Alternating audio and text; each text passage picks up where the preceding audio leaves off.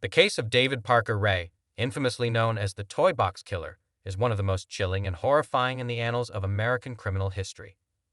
Between the 1950s and 1999, Ray allegedly tortured and murdered numerous women in a soundproof trailer he referred to as his toy box. This video delves into the details of Ray's heinous crimes, the investigation that led to his capture, and the impact of his actions on his victims and their families.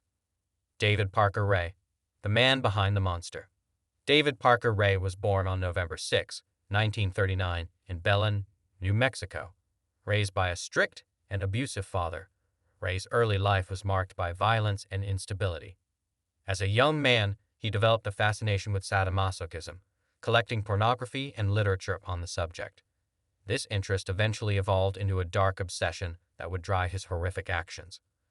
Ray worked as a mechanic and maintenance man, a profession that allowed him to move frequently and remain relatively anonymous. To those who knew him, Ray appeared to be a quiet and unassuming man, but beneath this facade lay a twisted and sadistic predator. The Toy Box. Ray's Toy Box was a soundproof trailer located on his property in Elephant Butte, New Mexico. Inside, Ray had meticulously assembled a torture chamber filled with an array of sadistic devices, including whips, chains, pulleys, surgical instruments, and sexual implements. The walls were lined with diagrams and drawings depicting various forms of torture and bondage. Ray would often record detailed notes and audio tapes describing his plans for torturing his victims. He also kept a collection of videotapes documenting the abuse he inflicted on his captives. These recordings would later serve as crucial evidence in his prosecution. The crimes.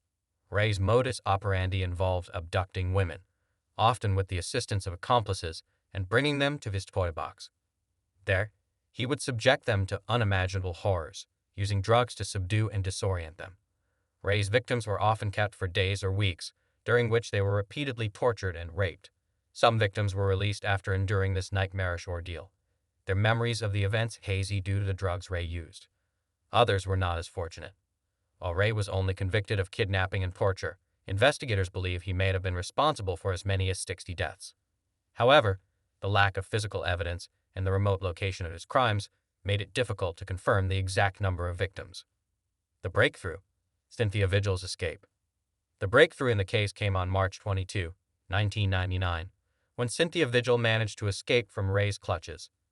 Vigil had been abducted and held captive in the toy box for 3 days, enduring brutal torture and abuse. When Ray left for work, his girlfriend and accomplice, Cindy Hendy, accidentally left the keys to Vigil's restraints within her reach. Seizing the opportunity, Vigil freed herself, attacked Hendy, and fled the trailer, naked and bleeding, to a nearby mobile home.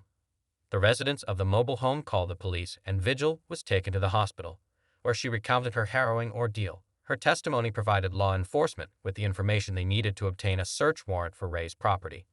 The arrest and investigation. When police searched Ray's property, they were horrified by what they found. The toy box was filled with evidence of Ray's sadistic activities, including torture devices, videotapes, and detailed journals describing the abuse.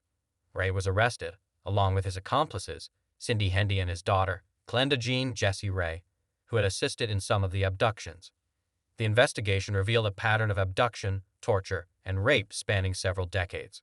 Many of Ray's victims were identified through the videotapes and journals, but the trauma and drug-induced amnesia made it difficult for some to recall their experiences in detail. The trial and conviction. David Parker Ray faced numerous charges, including kidnapping, sexual assault, and torture.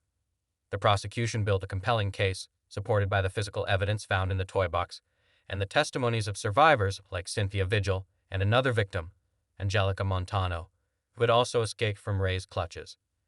In 2001, Ray was convicted and sentenced to 224 years in prison.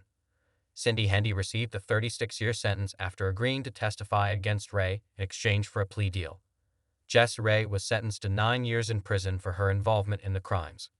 Despite the conviction, the full extent of Ray's atrocities remains unknown.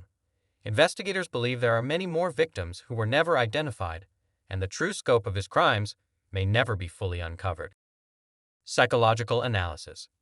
The case of David Parker Ray provides a chilling insight into the mind of a sadistic predator. Ray's fascination with torture and control, coupled with his ability to manipulate and coerce others, points to a deeply disturbed individual. His meticulous planning and execution of the crimes suggest a high level of psychopathy, characterized by a lack of empathy, remorse, and guilt. Ray's ability to maintain a seemingly normal exterior while committing such heinous acts highlights the complexity of human behavior and the potential for darkness within individuals. The case underscores the importance of understanding the psychological factors that drive such behavior and the need for early intervention in individuals displaying signs of sadistic tendencies. Impact on victims and families. The impact of David Parker Ray's crimes on his victims and their families is immeasurable.